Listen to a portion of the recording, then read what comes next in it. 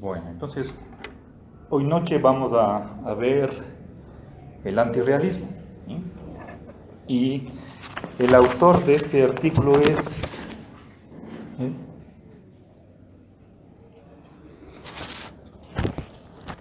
Richard Joyce. Entonces,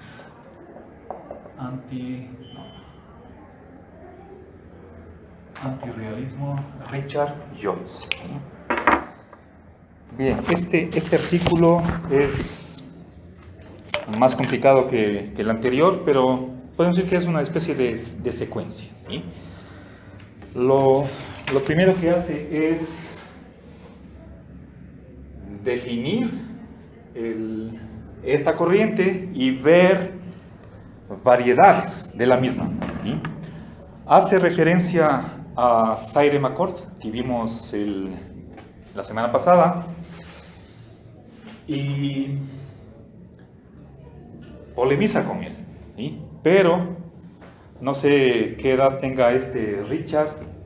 Dice en una sección, dice, por deferencia a Cyril McCord, él hace una distinción al interior bueno, realismo y antirrealismo son contradictorios, ¿sí? Bien, ahora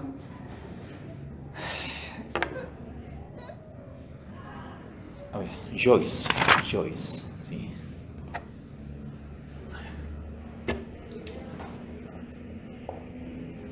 Joyce. Okay. Bien, este señor tiene un libro, creo que, a ver si no estoy mal, está en la carpeta que les compartí, acá, el mito de la moralidad y evolución de la moralidad. Si no estoy mal, están ambos libros en la carpeta, ¿sí? Bien, o sea, se le encarga a que escriba un artículo en la enciclopedia, y se supone que él es antirrealista, pero tal como ha estructurado el artículo, lo hace de una manera no tanto a favor, sino más bien para mostrar la complejidad del debate. A diferencia del artículo anterior, Cyril McCord defiende la superioridad del realismo sobre otras alternativas. Esto no hace Joyce, ¿sí? Sino que ve las dificultades de ambos lados, ¿sí? Entonces voy a presentar la definición que él da de antirrealismo. Entonces, por definición. Pero en el preámbulo manifiesta reservas acerca de que se pueda, mediante esta tarea de definir, ¿sí?, que cuestiona que realmente se pueda dar una delimitación clara y precisa de lo que es esta corriente. Eso desde la primera página, pero no le impide hacer una propuesta, ¿sí? O sea, ante el desacuerdo con respecto a la definición, ¿sí?, no nos vamos a quedar con las manos vacías, sino que hay que hacer algo, ¿sí? Tomemos esta definición que él va a dar, que voy a presentar, como algo, tal vez, un primer acercamiento, no sé si es que esa es la expresión que él utiliza, pero de un modo flexible, ¿sí? Algo que me impactó, la frase más fuerte que encontré acá, es la de que el realismo de un filósofo es el antirrealismo de otro. O sea, tan extrema es la divergencia, ¿sí?, por lo que respecta a la definición, ¿sí? Entonces, y bueno, eso tal vez no es tanto de admirarse. Recuerdo que cuando era estudiante tomé un seminario de crítica de la razón pura, y en el prefacio, Kant, ya no recuerdo los detalles, estoy hablando de hace unos, ¿cuánto? tal vez desde el año 84, y no he vuelto a topar ese tema. La delimitación que Kant hace entre realismo e idealismo era de tal modo que no quedaba claro que Kant era idealista. Y como él define las palabras como para estar del lado del realismo. ¿Sí? Bueno, a ver, el problema es que puede haber filósofos que no quieran ubicarse en posiciones extremas, ¿sí? Realismo, antirrealismo, y que aceptan algo del antirrealismo, pero también algo del realismo. Entonces tratan de acomodar la definición para que calce ahí su propia posición, ¿sí? Bueno,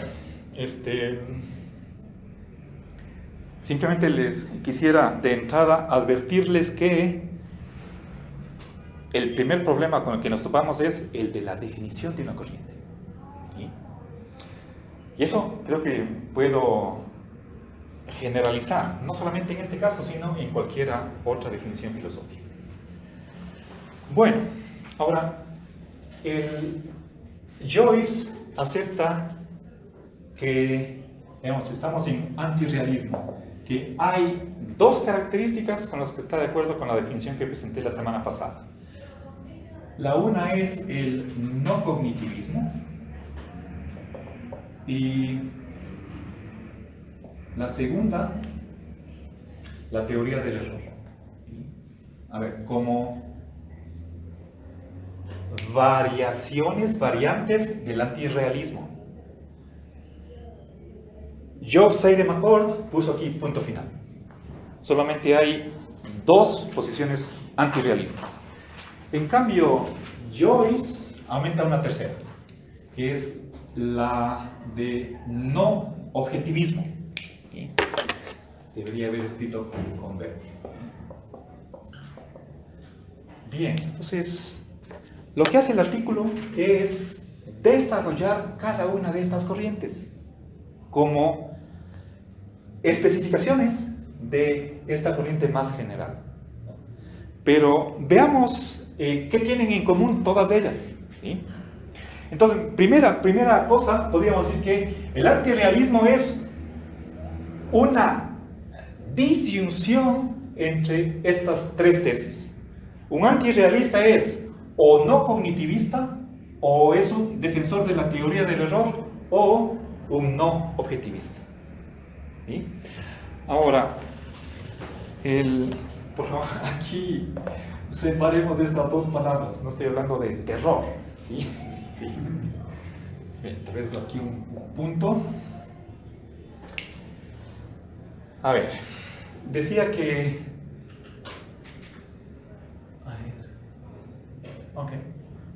Bien, ahora...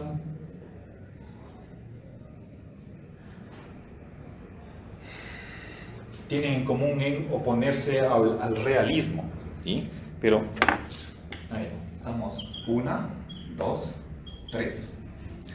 Ahora, ¿qué razón da Geoff Seyre-McCord de la semana pasada para excluir la número 3? ¿Sí? La semana pasada vimos realismo, ahora estamos en la antípoda. ¿Sí? Seyre-McCord dice que si es que incluimos esta tercera característica, entonces nos vamos a topar con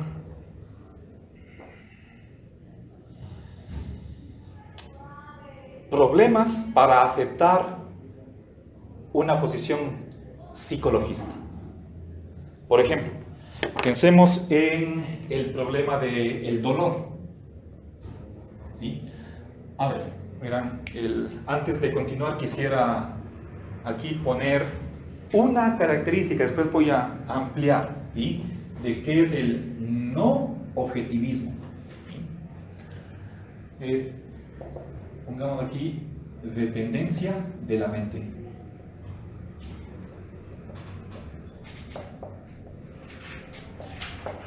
Si nosotros retiramos esta negación para pensar en un momento en el objetivismo, ¿sí?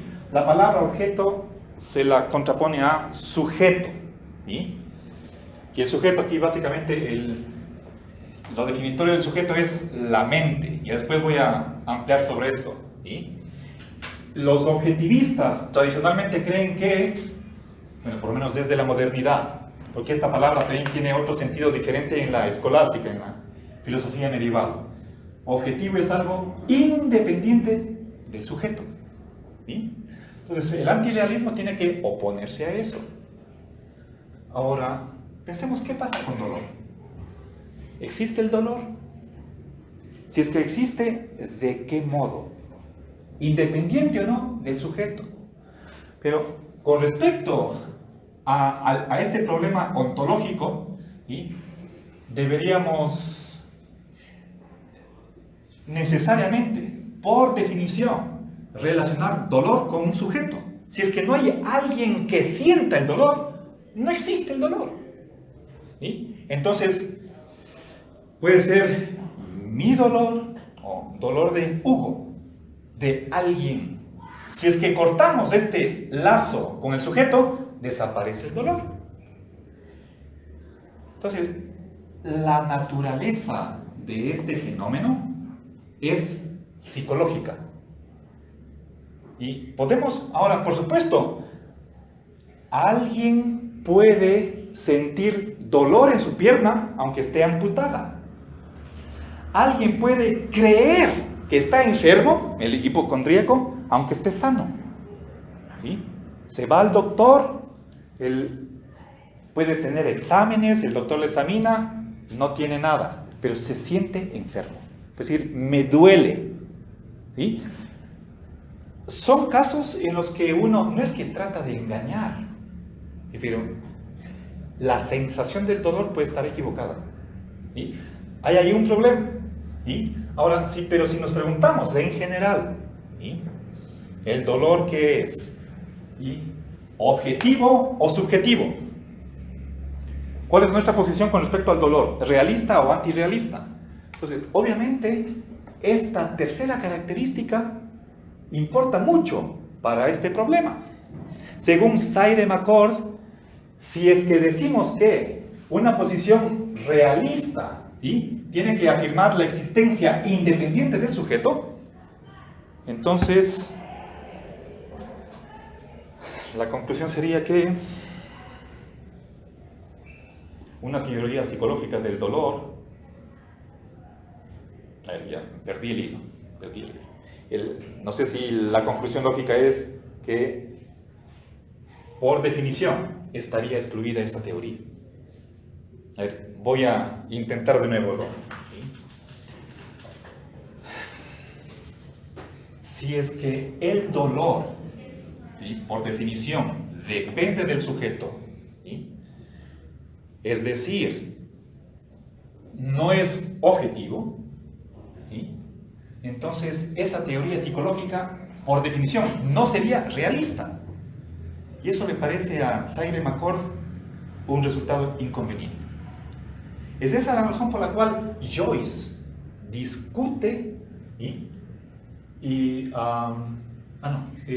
él da una respuesta a esa dificultad de Sayre-McCord, ¿sí? Entonces, lo que él hace frente a esta dificultad de definir realismo y antirrealismo es denominar a ver, pongamos por otro lado. A ver, acá. Realismo. ¿Sí? Pongamos lo contrario de esto. ¿Sí? El realismo tiene que afirmar, estoy hablando de realismo moral, ¿sí?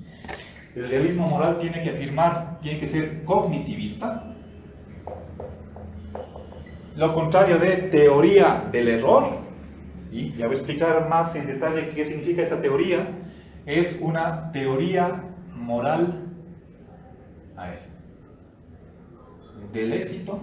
Tal vez, no sé si esta sea la mejor traducción, habría que revisar. Success Theory. Y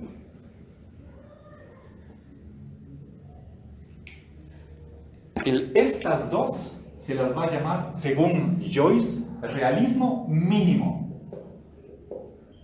frente a un realismo robusto, reforzado, ¿sí?, que incluye la tercera característica.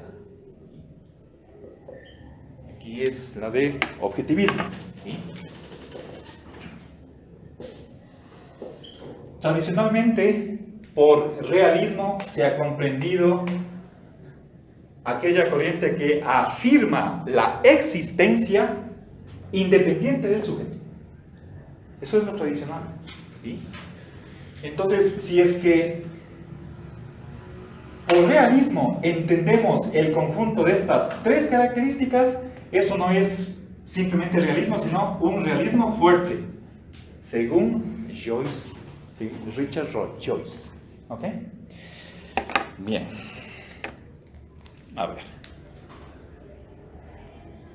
Entonces, esta diferencia que hace Joyce es una concesión a Sayre-McCord. Él seguramente respeta mucho a Sayre-McCord y, por supuesto, la inclusión de esto es debatible. Y dice, bien, distingamos dos tipos de realismo, ¿sí? Ahora, a la final, cuando examina esta tercera característica, Joyce es un poco, ¿cómo le llamaré? No quiero decir indeciso, más bien tal vez escéptico, es pesimista con respecto a que se pueda trazar un criterio nítido, exacto, para diferenciar a los objetivistas de los no objetivistas. Él cree que esa tarea de tener un criterio para diferenciar a ambas corrientes casi que fracasa. No sé si no creo que afirme que es imposible, pero hasta ahora no se ha hecho un avance, ¿sí? Bien, ahora vamos a entrar en detalles de cada una de estas tres, ¿sí? Veamos no cognitivismo. Vimos la semana pasada que no se entiende esta corriente en un sentido etimológico, como negación del conocimiento moral. O sea, la ética no me da conocimiento. Así no se le emplea la palabra contemporáneamente, en nuestros años. Ahora, pero realmente esa sí es una implicación, un resultado de esta posición, pero no es una característica definitoria, la etimología. A ver, voy a poner acá uno. Entonces, ¿qué significa el no cognitivismo? ¿Qué defiende el no cognitivismo? Y aquí nos topamos con tres posibilidades. Bueno, la primera es hablar de juicios éticos o morales. Un juicio ético, ¿qué es lo que hace? ¿Sí? En última instancia, creo que se puede, o sea, con otros términos, es hacer una valoración moral de algo. ¿Sí? Sí, en última instancia podemos reducir los juicios éticos a una atribución, donde P es un predicado moral, ¿sí?, una propiedad moral. Ahora, se puede entender esto que está aquí, un juicio moral, de tres maneras diferentes, ¿sí? A ver, podemos entender el juicio como algo mental,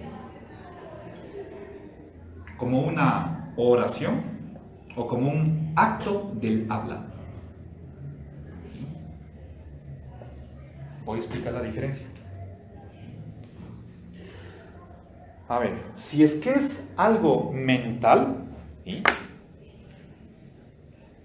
la opción más común es la de creer que el juicio es una creencia.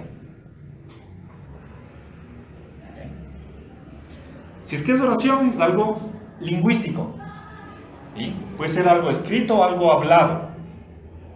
Por lo tanto, aquí tenemos un sujeto y un predicado. ¿Sí? La oración puede ser en español, puede ser en inglés. ¿Sí? En cambio, otros podrían llamar a una... Aquí falta la proposición. Eso es algo diferente y se le entiende como algo abstracto. Si yo digo, en español digo, el libro está sobre la mesa. En inglés, the book is on the table. Son dos oraciones diferentes, pero lo que dicen ellas, lo que dicen ambas, es la misma proposición. Lo dicho, el contenido es uno y el mismo, aunque las oraciones son dos. Dos oraciones, una proposición. Esto es algo diferente. ¿Sí? Pero dejemos esto, esta es una complicación. Solo menciono de pasada. ¿Qué es un acto de habla? ¿Sí?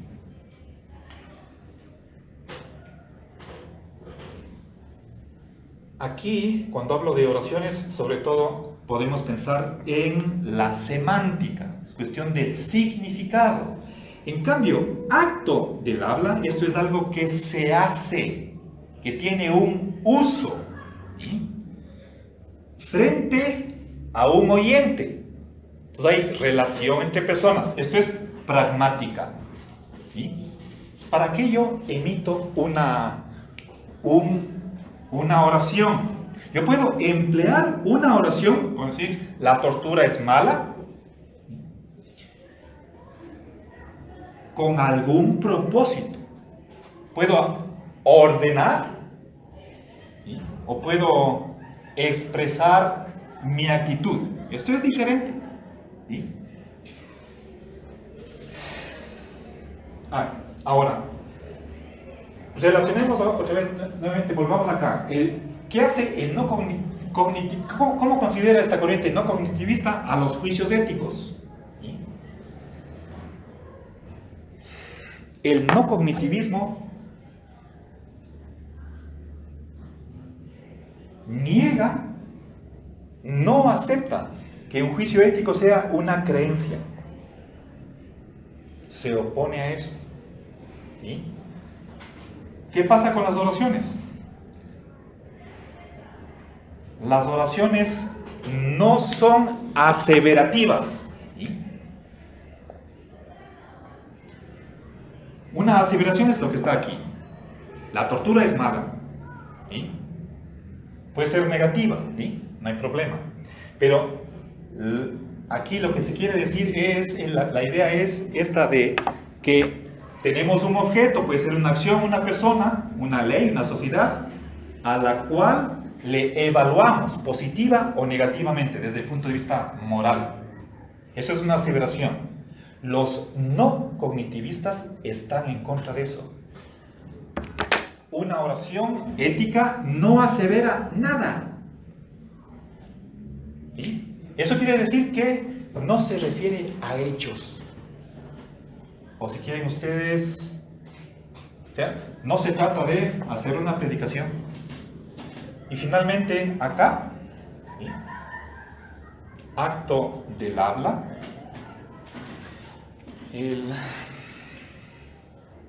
Veamos, desde un punto de vista cognitivista se podría decir que una oración se emplea principalmente con un fin determinado. ¿Sí? ¿Cuál es ese fin?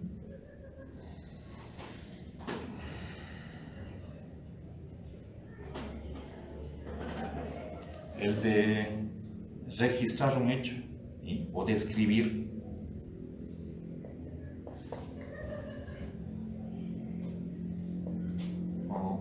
¿Sí? Bien. Tampoco está de acuerdo con esto. ¿Sí? Entonces, primera aproximación a lo que es el no cognitivismo es por tres negaciones. he estado indicando lo que no es, lo que no acepta. Pero si es que nos quedáramos con esto, la caracterización del no cognitivismo estaría incompleta. Entonces, demos el siguiente paso. Si es que no acepta que el juicio ético es una creencia, o la oración es una aseveración y el acto del habla hace esto, entonces, ¿qué? Entonces, pasemos a esa especificación. Joyce dice que cómo completar esta caracterización del juicio ético no es única. Hay varias maneras de hacerlo. Por lo tanto, como sucede con toda corriente, estamos hablando de una familia de versiones, ¿sí? De variantes. Empecemos por acá, ¿sí? El juicio ético, si es que no es una creencia, entonces, ¿qué es?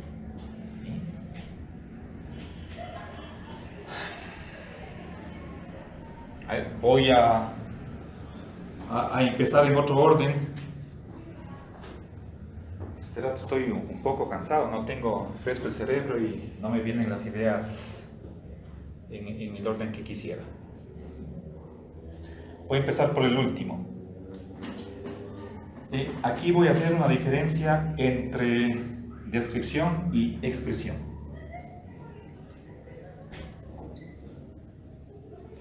Claro, en vez de aseveración, acá esto tiene que ver con el intelecto. Acá pongamos emoción. A ver, regreso acá. No es lo mismo expresar un sentimiento o una emoción que describir una emoción. Les pongo un ejemplo, ¿sí? Volvamos a dolor. El dolor es un sentimiento, puede estar acá.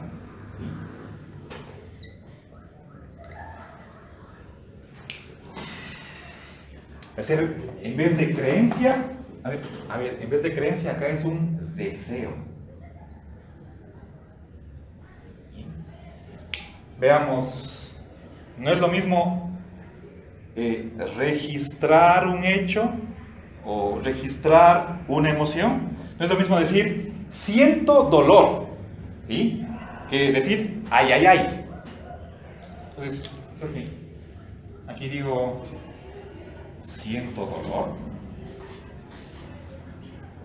Esto puede ser verdadero o falso, ¿sí? Acá estoy simplemente afirmando una interjección, ¿sí? Ay, ay, ay. Estoy, por medio de esta palabra, dando a conocer un sentimiento. Pero esto no dice nada. Por lo tanto, no es ni verdadero ni falso, simplemente expresa algo. Esta es una distinción básica que hacen los no cognitivistas. Y es importante porque expresiones de este tipo no son verdaderas y falsas, ¿sí? Voy a poner con rojo, ¿sí? No hay esto, ¿sí? Y eso es lo que sucede con todo juicio ético. La verdad y la falsedad están fuera de la ética, ¿sí? Entonces el no cognitivista está interpretando los juicios éticos simplemente como expresión de un sentimiento, ¿sí? Ahora, veamos acá, ¿sí? Creencia es algo intelectual. En cambio, un deseo tiene que ver con la voluntad y es otra facultad humana que está aquí presente, ¿sí? Pensemos, yo puedo decir, este es un ejemplo que pone Hume, para que se vea la diferencia entre, por ejemplo, inteligencia y voluntad, o deseo y creencia. Una persona está en una casa que se está incendiando. La persona percibe eso y piensa que si se queda adentro, corre peligro de morir. Pero esa es una creencia. Ahora, ¿qué es lo que hace el sujeto? ¿Sí? ¿Esa creencia le puede motivar a salir del edificio? Según Hume, no. Todo depende de qué es lo que quiera. Si es que quiere morir abrazado por el fuego, entonces se queda ahí. Es, según Hume, el deseo superior a la inteligencia. El deseo es el que nos mueve, no las creencias. Las creencias no tienen ese poder de motivación para la acción. El deseo sí, según Hume. ¿Sí? Entonces, los no cognitivistas tienen una manera diferente de interpretar lo que es un juicio ético. ¿Sí? Cuando alguien dice la tortura es mala, está expresando simplemente, ¿sí?, un deseo de que no se torture a la gente. ¿Sí? O acá, cuando uno hace este juicio de que la tortura es mala, está diciendo yo desapruebo, ¿sí?, desapruebo o me siento mal ante la tortura. ¿Sí? Pero no estoy haciendo una afirmación. ¿Sí? Eso es como, a ver, pongamos acá un juicio ético. A ver, la tortura es mala. ¿Sí? Bueno, eso más bien debería ponerle aquí como oración. ¿Sí? Ahora, acá, ¿sí?, lo que está diciendo es tortura mal. ¿Sí? A ver, el ejemplo que pone Joyce es el de robar es malo. ¿Sí? Robar es malo. ¿Sí? Aquí se está, aparentemente la estructura de esta afirmación es sujeto, cópula, predicado. Estoy atribuyendo una propiedad a esta acción. En cambio, según si interpretáramos ese juicio ético de la tercera manera, lo que se está haciendo es simplemente el decir con un cierto tono de voz desaprobatorio, ¿sí?, robar, mal. ¿Sí? O incluso puede ser con gestos de la cara, algo así. ¿Sí? Pero hay que ponerle aquí entre signos de admiración para decir que esto no es una oración, no está en modo indicativo, aquí falta el verbo. ¿Sí? A ver. Lo que debería, hay traducciones, hay análisis de esta oración en la que se podría desaparecer el predicado. ¿Sí? Este predicado malo. ¿Sí? Es decir, me siento o siento una actitud adversa de oposición ante el robo. ¿Sí? Para que a la final desaparezca. ¿Sí? Los no cognitivistas están en contra de la existencia de propiedades morales, en contra de la existencia de hechos morales. ¿Sí? ¿Y eso por qué? En general, para el antirrealismo, creo que la mejor argumentación a favor del antirrealismo es que hay un conjunto de preguntas o de problemas frente a los cuales el antirrealismo tiene una ventaja. ¿Sí? ¿Cuáles son esas preguntas? A ver, pongamos acá. ¿Sí? Preguntas que complican la vida al realista. ¿Sí? Y que más bien sirven de una vía de acceso hacia el antirrealismo. Una primera pregunta podemos hacernos es la de que ¿qué son las propiedades morales? ¿Sí? Pregunta clásica. ¿Qué es P? ¿Esta propiedad moral? Propiedad moral como bueno, malo, lícito, correcto, incorrecto, ilícito. Otra pregunta.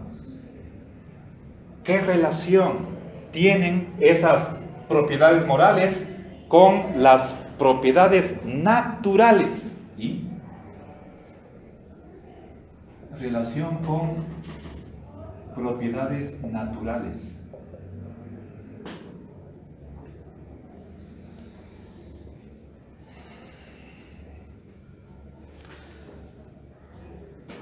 A ver.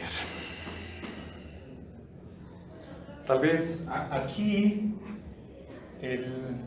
podría un poco motivar que ustedes vean la fuerza que tiene estos problemas pensando en los universales. ¿Sí? Digamos, pensemos, por un momento, alejémonos de lo que es de la ética y pensemos en ejemplos de otro campo. Pensemos en la propiedad de ser hombre. Estamos aquí 7 seres humanos, individuales. ¿Sí?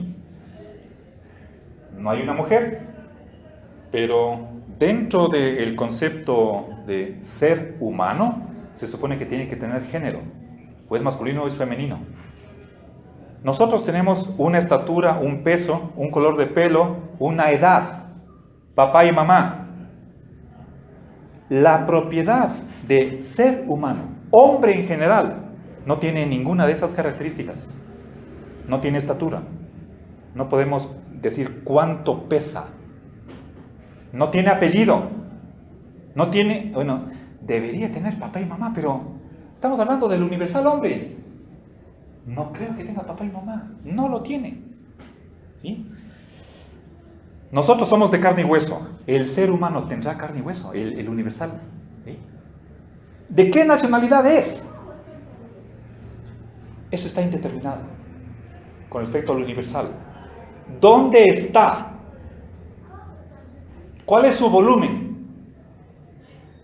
Nos parecería que está fuera del tiempo y el espacio, como las formas de Platón. Entonces, esa entidad ontológica del universal, ¿sí?, que es rara, los de tendencia empirista la aplican a las propiedades morales. ¿Dónde está el bien? ¿Qué color tiene? ¿Qué forma tiene? Igual con el mal. Entonces,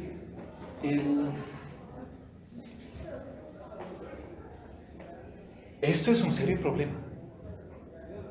Entonces, lo que dicen los antirrealistas es que lo más fácil sería volvernos antirrealistas en lugar de buscar respuestas a estas preguntas. He mencionado 2, no son las únicas. ¿Sí? Si es que fuéramos no naturalistas, si creemos que las propiedades de el bien existe, el mal existe, pero no en el mundo empírico, no en el mundo físico, sino en otro mundo al que tenemos. Y tercera pregunta, ¿cómo accedemos a conocer esas propiedades? Y la cuestión del conocimiento. Platón o Descartes hablan de la intuición intelectual. No podemos verlas, ¿sí? Tampoco es cuestión de razonar, sino que el alma tiene sus ojos, no físicos, y con esos ojos, esta capacidad de intuición, captamos directamente esa propiedad. ¿Sí? Bien, entonces eso para los antirrealistas les parece sumamente extraño y que mejor sería el abandonar el realismo porque no hay manera convincente de responder a estas preguntas. ¿Sí?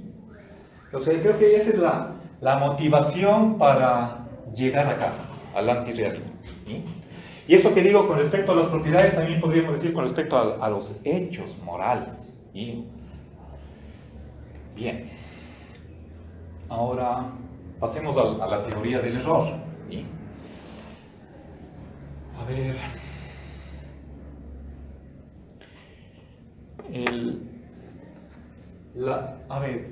Aquí estaba hablando en primer lugar de juicios éticos.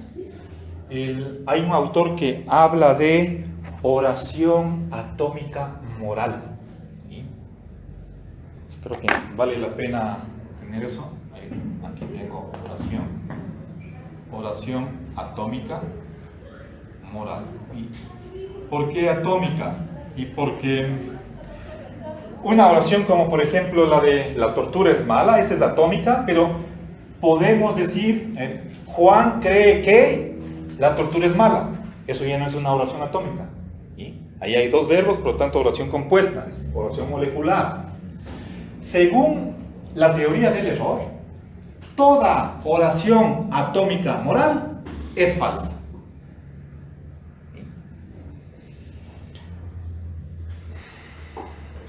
¿Y eso por qué? Porque no existe el predicado ético. Al momento de atribuir una propiedad inexistente a un sujeto, según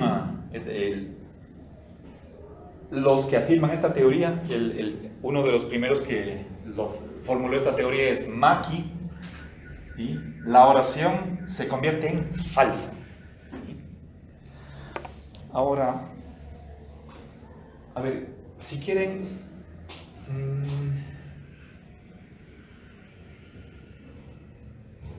a ver, esto es un poco de filosofía del lenguaje. Frege decía que para volver acá,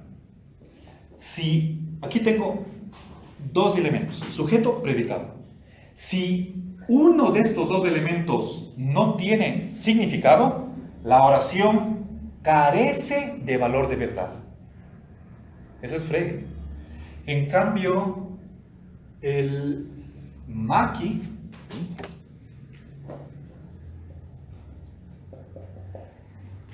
es australiano que emigró a Estados Unidos. Creo que su libro es del año 1977, si no estoy mal. Cree que cuando no existe el correlato ontológico del predicado, la oración se convierte en falsa. ¿Sí? Bueno, simplemente el hecho de que tengamos la teoría de Frege y la de Mackie, ahí ya tengo dos opciones. Y ahí hay un problema. ¿Cuál de las dos es la correcta? ¿Sí? Lo que hacen los defensores de esta teoría es probar dos cosas. Primero, tratan de seleccionar una tesis que sea central a una teoría ética y con la cual se compromete un defensor. ¿Sí? Y luego mostrar que esa tesis que es necesaria, imprescindible para la teoría, es falsa. Ahora, uno de los problemas que menciona Joyce, ¿sí? Contra la teoría del error, es la de que hay que tener criterios, primera cosa, de compromiso ontológico. ¿Cómo puedo, de un modo riguroso, preciso, fíjense ustedes, formal, identificar a qué se compromete una teoría ontológicamente? Ahí hay un primer problema. No porque yo, supongamos aquí tengo esta oración, ¿sí? Que aparentemente tengo aquí sujeto, predicado. No porque un análisis gramatical me diga, hay aquí dos componentes, mi ontología tiene que tener los correlatos de estos dos componentes. Porque puedo yo analizar lógicamente esta oración de tal manera que lo que de un modo superficial dice P, el momento que presento el análisis lógico, desaparece P. Entonces no estoy comprometido a P. ¿Sí? Entonces hay ahí un primer error. que es un primer problema que es en la ontología. ¿Cómo saber los compromisos ontológicos de una teoría? ¿Sí?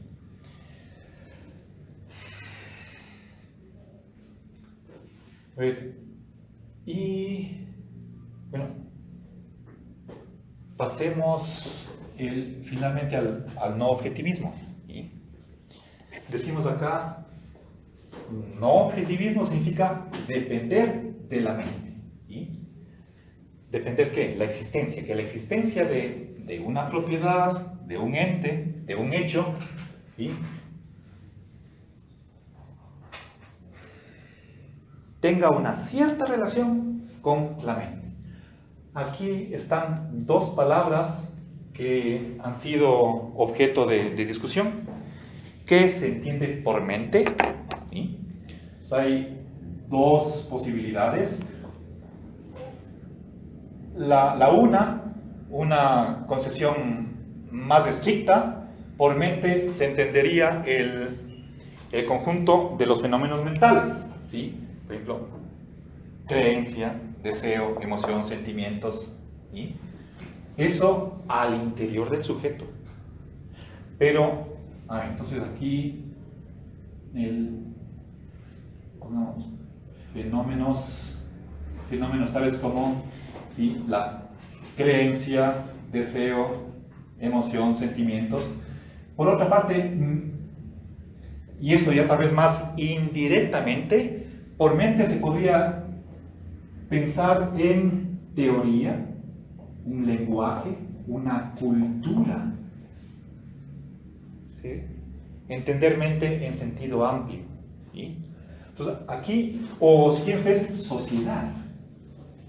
Sociedad de seres humanos es algo que son seres que tienen una mente. ¿Sí?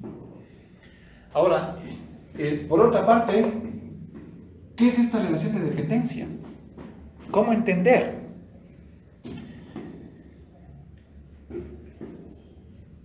Joyce dice que cualquier teoría se podría interpretar de tal modo que lo que afirma esa teoría de alguna manera está afirmando la dependencia con la mente. En una página del artículo nombra unas 7 posiciones y diferentes, ¿sí? De un amplio espectro, y se ve que cada una de ellas, ¿sí? puede ser interpretada de modo que se interprete como que lo que postula ontológicamente tiene alguna relación de dependencia con la mente. ¿Sí? Entonces, simplemente él está problematizando la inclusión de esta propiedad para tratar de diferenciar realismo y antirrealismo. ¿Sí? Bueno, voy a terminar con una última observación que también el Joyce la pone al final, en la parte de las conclusiones. ¿Sí? Así como mencioné aquí una motivación que según Joyce es no tanto, digamos, que dirime la discusión a favor de esta posición, pero sí como que de alguna manera inclina la balanza, aunque no de modo definitivo. La razón que tienen, una de las razones que tienen los realistas para oponerse al antirrealismo sería la de que los antirrealistas son relativistas y que tolerarían cosas bárbaras, inhumanas, y como por ejemplo el de aprobar el holocausto nazi. Entonces, ese sería el temor que se siente desde este extremo contra una posición antirrealista. Joyce responde que ese temor es infundado, que en estas corrientes hay un utillaje conceptual que se puede usar para aplacar esa inquietud que tiene el realista. ¿Sí? No va al detalle. En realidad hay unos 5 anejos que yo no los he leído, ni siquiera los imprimí. Eso ya es entrar en la discusión, ¿sí? Ir al detalle, al fondo del asunto, pero en general, bueno, creo que la postura y eso se ve sobre todo en la conclusión que adopta Joyce, es la de decir, tenemos aquí algo complejo y que si nosotros quisiéramos saber cuál de los dos es superior, sería prematuro tomar posición por una o por otra. O sea, siendo antirrealista, yo creo que el presentar, y aquí sobre todo esto de acá, y para mí eso es lo que recojo de valioso que aporta Joyce, ¿sí? Ahí hay un problema y quienes tal vez tienen una tendencia hacia la sensibilidad, la observación, van a ver con un poco de malos ojos una posición realista, ¿sí? Bueno, creo que he presentado algunas ideas centrales, tal vez no de un modo sistemático, hoy no he venido con una mente clara como hubiera deseado, pero creo que he logrado delinear parte del panorama, ¿sí? Entonces, ahora pasemos al diálogo, ¿sí? Voy a poner la grabadora de voz más acá para que capten sus señales y queda abierto el diálogo. ¿Qué les ha parecido? Muy bien, muy interesante. Una duda en cuanto a los juicios éticos de los no cognitivistas, de la perspectiva no cognitivista, en cuanto a las creencias, al poner que estas son más bien deseos.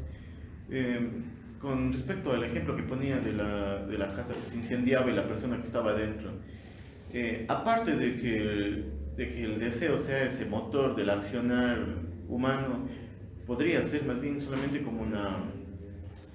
visto como una esperanza de lo que la persona pretende que sea algo. A ver, O sea, sí, podríamos, quizás aquí creo que podemos, aparte del deseo, usted menciona esperanza, eso no es lo mismo que deseo. Hay ahí una distinción. Pero no es simplemente contrastar creencia con una sola cosa más. Aquí podemos enriquecer las alternativas. Yo no quisiera identificar deseo con esperanza. Más bien multiplicar las opciones a creencia. Enriquecer, y aquí puedo interpretar de varias maneras aquello que se opone a creencia.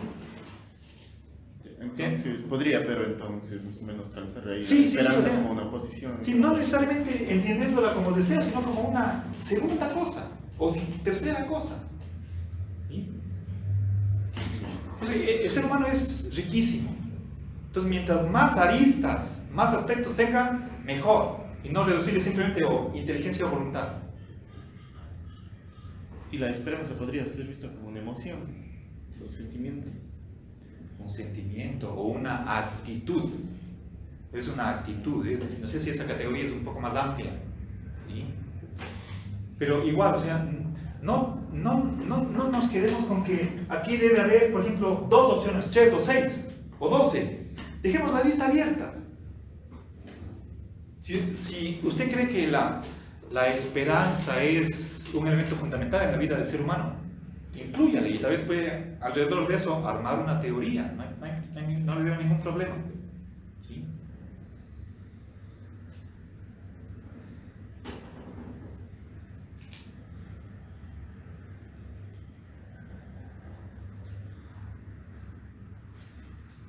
¿Sí? Sí. Siguiendo en este aspecto no cognitivista de los antirrealistas, cuando se interpreta el juicio ético como una oración no aseverativa, entonces no sería una proposición, porque carecería de valor de verdad. Ay, pero ¿O no? el yo... Ahí verá, Claro, yo sé que lo de sí. proposición, esto más se le entiende en sentido, puede ser en sentido ontológico.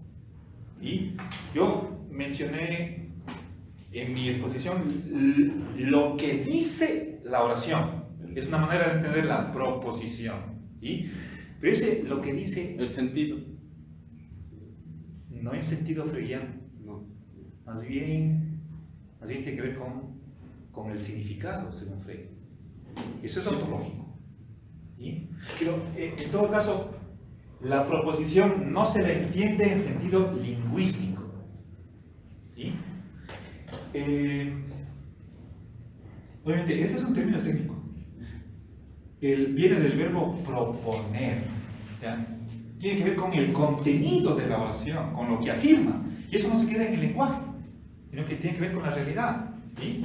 Entonces, la proposición no es ni verdadera ni falsa. ¿Existe o no existe?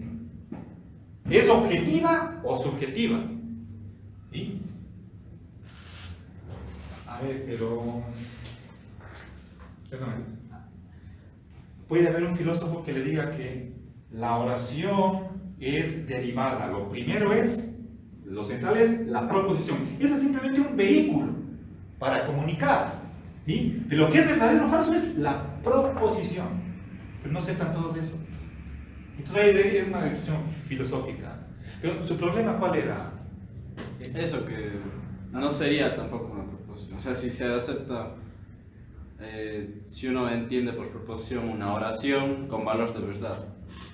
Porque hay oraciones... Ahí ya no hay diferencia. Yo le puse aquí como si fueran diferentes. Normalmente... No, es que sí habría, porque habría oraciones que no son proposiciones, como, no sé, o bueno, no. En general, todas, ninguna oración es proposición. No, eso sí. Ya. Esto es un poco complicarnos. Sí. Pero, a ver, ¿por qué preferir una teoría simple? Si que tengo dos teorías y ambas explican bien la evidencia empírica, pero la una es simple y la otra compleja, ¿cuál escojo? Si es que su poder explicativo es igual, ¿sí? En igualdad de condiciones, escogemos la más simple. ¿Por qué eso? Se supone que refleja la realidad, y la realidad, esta vez por el principio de Ockham. ¿Sí? ¿Por qué postular entidades más allá, digamos, más allá de lo conveniente? ¿Sí? A ver, pero podríamos explicar nuestras creencias, nuestras actitudes, es aceptando o no la existencia de propiedades morales. Necesitamos, son imprescindibles para elaborar una teoría ética, o podemos explicar la vida humana, las normas, sin necesidad de que tengamos propiedades que no dependan del sujeto. A ver, bueno, estoy simplemente formulando el problema con otros términos, ¿sí? Había que cada uno dirá, unos dirán sí, otros dirán no. ¿Sí? A ver,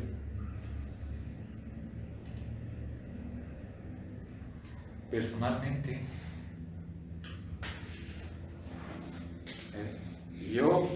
mi posición inicial es la del realismo. Tengo tendencias hacia el realismo, pero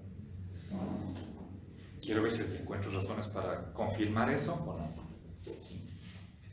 Tenía. Pensando que no cognitivismo, la teoría del error y el no cognitivismo, de una u otra manera están anclados al sujeto. Por lo tanto, ¿por qué esa separación y no analizar como subjetivistas y objetivistas? Dice, todos tienen que ver con el sujeto. Claro. Ay, pero No lo tengo. No. A ver, veamos por ejemplo, ¿qué significa bueno para una teoría antirrealista? ¿Sí? Ejemplo, la teoría del observador ideal. ¿Sí? Bueno significa una capacidad de producir una respuesta, una reacción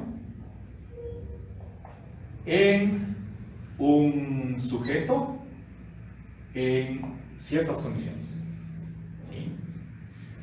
Ahora, obviamente aquí está la mente, pero para que haya esta propiedad de bondad, lo único que se necesita postular es esta capacidad, aunque no haya el sujeto. ¿Sí? Lo principal de esta definición es la capacidad de que un sujeto reaccione. Pero, aunque no haya sujetos, puede haber la capacidad. ¿Sí? Es como la solubilidad. ¿Sí? El azúcar es soluble en el agua. No estoy diciendo que el azúcar se disuelve, sino que puede disolverse. Eso es posibilidad. ¿Sí? Entonces, así deberíamos entender esto. ¿Sí?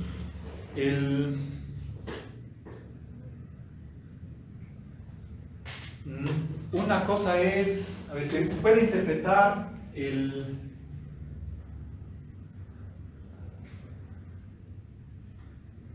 podemos tener tres posibilidades: la de que haya una reacción, o la de que pueda haber una reacción, o la de que el objeto mismo intrínsecamente exija una respuesta. Entonces yo creo que sí hay manera de separar, ¿sí?, lo que es propiedades morales de la mente.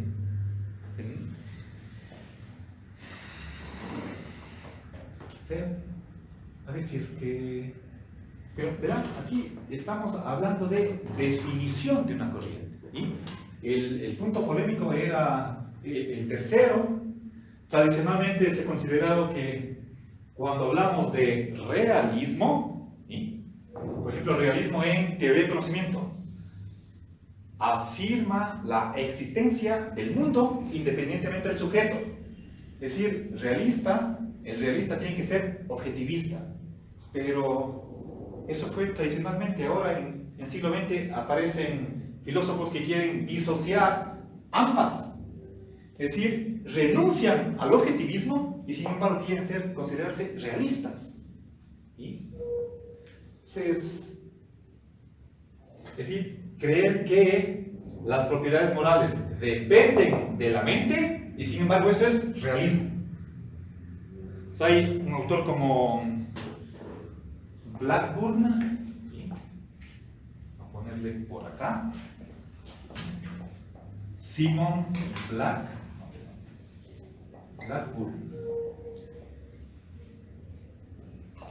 Él inventa el nombre de cuasi-realismo o proyectivismo. ¿Sí? Es una posición intermedia que quizás yo,